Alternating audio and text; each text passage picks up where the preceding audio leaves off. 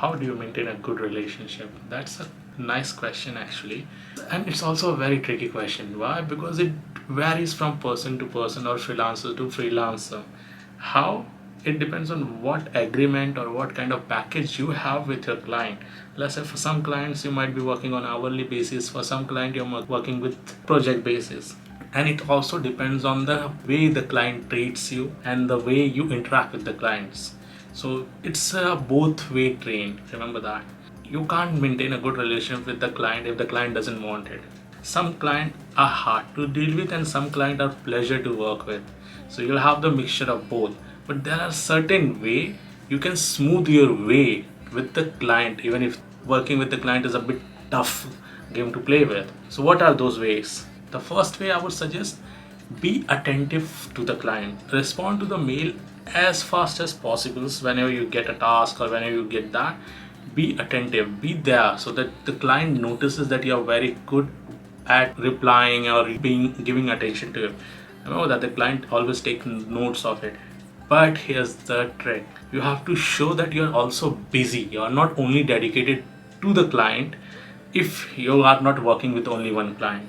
So you have to show that, you have to put a time frame like, okay, I give 4 hours to this client, 5 hours to this client, and that client, work with that client only or for that client only. Or you decide a time frame to reply to all the mails. Do however it fits you, but don't make it sound like you're only available to that client. Remember that. So be attentive, but be smart with that also. Second way would be giving freebies. So there are lots of things client keeps on asking.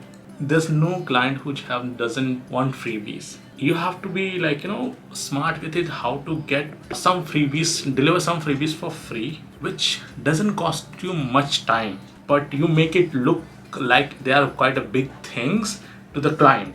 In that way, the client will notice it and will appreciate your effort, as well as it will give you some brownie points which you can later on use it. This one I consider very nice and effective because I always use this, is the communication.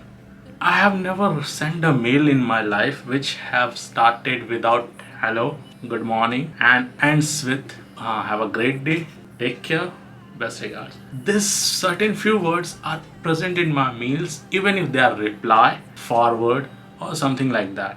I always try to make my mail personal to the client, like even if it's a reply or even if it's a threaded mail. Why? It makes the client feel like, okay, that I give the client the care or something like that. So it makes the client feel like, okay, that he's paying way more attention, that what he's paying for or something like that. I have always done that and it tends to work really amazing. Make your mails or the communication really smooth. And second, which I believe that which is a bonus tip, you have to meet client on occasional basis or whatever basis, like whatever the project you're working on and how you're working on that time. Make sure that you allow the client on a certain basis, like let's say if your client want to meet on 7 to 8 p.m. or something like that, try to agree as much as possible on client's term. There's two advantages to that. First, when you agree on a client's term, it makes client feel good. Second, you also aware of what the client will ask. You can ask that per client upfront, what is the point of discussion on those kind of thing. Now you do that 2 or 3 times on their term, but 1 time on your term also. Why? Don't always portray client always meet on their term or something like that. You have to make them feel special, but you have to also make them feel that your time is valuable asset that you are giving them. And the best way I figured out to do that is, when out of 3 meetings, I do 2 on their times, 1 on my times. Like once they ask like, hey Romy, can I meet you on 2 p.m. EST? I will suggest, okay, next time 3 p.m. Third time when they mail me, sorry, I have another meeting lined up, can we do it on 4 or something like that? So that makes them notice. These 4 tips will help you smooth your way. But to sum it all up in one line, you just have to be attentive, pay attention to your client, and smartly deal with what they want. Remember that you can't escape the freebie net, but you can crawl through it smartly. So you just have to be very smart how to give what costs you less time but makes you look attentive and amazing in the eyes of client, but you charge for things which cost you time. Remember that. Don't do things which are more than, I think, if it takes you more than 20 minutes, charge for it. That's like a simple logic which I have always used to work, charge for things. If it takes you more than 20 minutes and you have like 3 or 4 years of experience in doing that thing, then charge for it. No freebie. Don't give too much freebies, but also give some freebies, because that's the only way client will find you valuable. Let's say you're done with the project, try to send a mail to the client like, thank you for the opportunity. I always do that.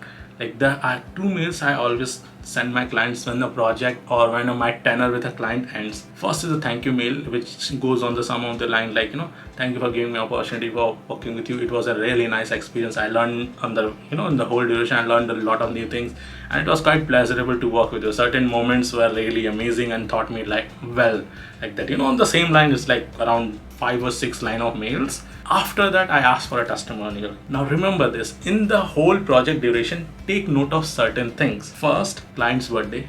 Second, any 30 or 40 days, send a mail to client asking, is your project that you have delivered, is there any issue or is there anything else or like that?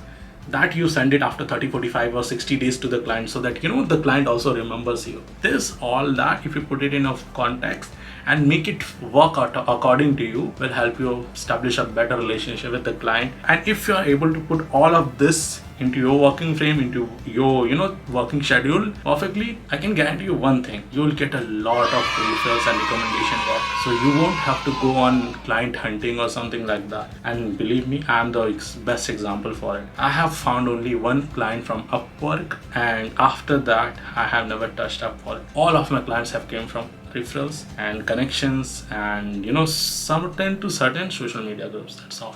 Never from any other medium. So if you put all these tips to a context and use it smartly, it will help you get a lot of clients as well as smooth your relationship with the client. So I hope these tips are helpful for you. And if you have any doubt related to how to deal with a client or certain situation like that, or you are finding it tough to be a freelancer, you can always send your question to me or comment below this video. Thank you.